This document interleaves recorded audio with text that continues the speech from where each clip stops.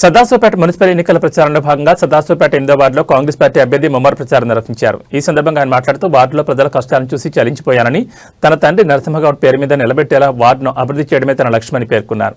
ప్రజల ఆశీర్వాదంతో కాంగ్రెస్ జెండా ఎగురవేస్తానని, ఇచ్చిన మాట తప్పనని హామీ ఇచ్చారు. ఈ కార్యక్రమంలో పాల్గొన్న న్యాయవాది కోవూరి సత్యనారాయణ గౌడ్ మాట్లాడుతూ ఎమ్మెల్యే చింతా ప్రభాకర్ తీరుపై మండిపడ్డారు. ఎన్నికలు వచ్చినప్పుడే ఆయనకు ప్రజలు గుర్తుకొస్తారని, గతంలో నిరుపేదలకు ఇళ్ల స్థలాలు పట్టాలు దక్కకుండా దుష్ప్రచారం చేశారని ఆరోపించారు. మాయమాటలతో ప్రజలను మోసం చేస్తున్న బీఆర్ఎస్ పార్టీకి ఎన్నికల్లో తగిన గుణపాఠం నేర్పాలని, కాంగ్రెస్ పార్టీని భారీ మెజార్టీతో గెలిపించాలని వార్డు ప్రజలకు విజ్ఞప్తి చేశారు. మహాశైలకు అందరికీ పేరు పేరున ధన్యవాదాలు తెలుపుతున్నా. మేము కాంగ్రెస్ పార్టీ నుండి కాంగ్రెస్ పార్టీ ఈరోజు అందరికీ న్యాయం చేయడానికి ముందుకొచ్చింది. ఈరోజు తూర్పు జయప్రకాష్ రెడ్డి గారు 5,000 ప్లాట్లను పేద ప్రజలకు ఇవ్వాలని చెప్పేసి అనౌన్స్మెంట్ చేసిండు. మళ్ళీ ఇప్పుడు అవి తిరిగి ఇస్తానని అన్నాడు. అందుకు సీనన్న కూడా నాయకత్వం వహించి పేద ప్రజల కోసం ఇప్పించడానికి నడుం బిగించి ముందుకొచ్చాడు. ఇక్కడ ఉన్న ఓటర్ మహాశయులు గమనించాలి. స్థానిక చింతా ప్రభాకర్ ఎన్నో మాయమాటలు చెప్పి అభ్యర్థులను మారుస్తున్నాడు, మోసం చేస్తున్నాడు, ఈ యొక్క వార్డును కుంటు పట్టిస్తున్నాడు. అది మీకు అందరికీ తెలుసు, గమనించాలి. ఎంతో మంది రోడ్డు మీద తిరగాలంటే భయపడుతున్నారు. ఆ వాహనాలన్నీ వాళ్ళ వాహనాలు కొత్తగా తెచ్చుకున్న వాహనాలు కూడా ఖరాబ్ అవుతున్నాయి. అదేవిధంగా మురికి కాలువలు కూడా ఎక్కడెక్కడ దుర్వాసనతో అవి ప్రజలకు ఇబ్బంది కలిగించే విధంగా ఉన్నాయి. ఇక్కడ ఉన్నటువంటి ఓటర్ మహాశయులల్లా ప్రతి ఒక్క విద్యార్థులు కూడా ఉన్నారు. వాళ్ళకు ఉద్యోగాలు లేక ఎన్నో బాధలకు అవస్థలు. వాటి అన్నిటికీ కూడా ఇంతకుముందు చెప్పారు.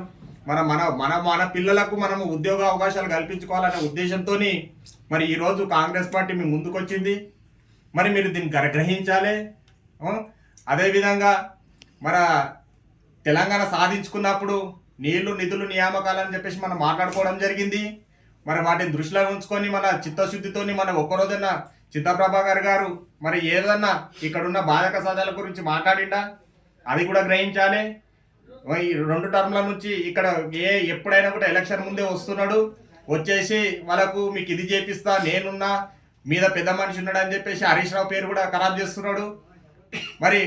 చింతా ప్రభాకర్ గారు ఎంత దుస్థితికి దిగిందనేది కూడా మొన్న ఎమ్మెల్యే ఎలక్షన్స్లో కూడా ఏ పార్టీ పదవికైనా కూడా నాకే ముందు కావాలని చెప్పేసి ముసలి కన్నీరు గార్చిండు.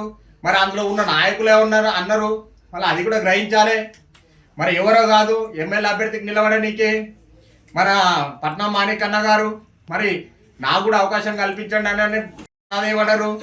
అందులో ఉన్న ఇతర నాయకులు కూడా అందరు అడిగిర్రు.